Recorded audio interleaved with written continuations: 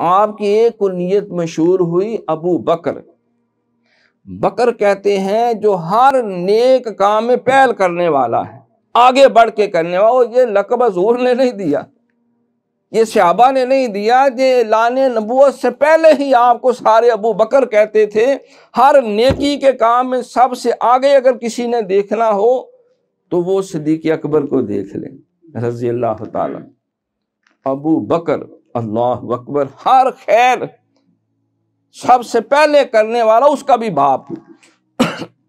تو آپ کی یہ سارے القابات، پھر دیکھو ارحم، یہ سرکار نے یہ لقب دیا کہ ارحم امتی، حضور رحیم ہیں، اللہ بھی رحیم ہے۔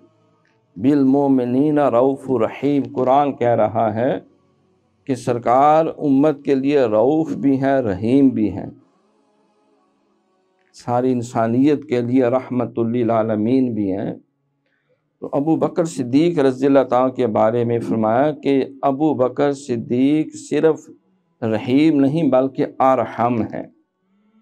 ارحم امتی بامتی، میری امت کے لیے سب سے زیادہ جو رحیم ہے، کریم ہے، بندہ پرور ہے، خدمتیں کرنے والا ہے، وہ سیدنا صدیق اکبر رضی اللہ تعالیٰ۔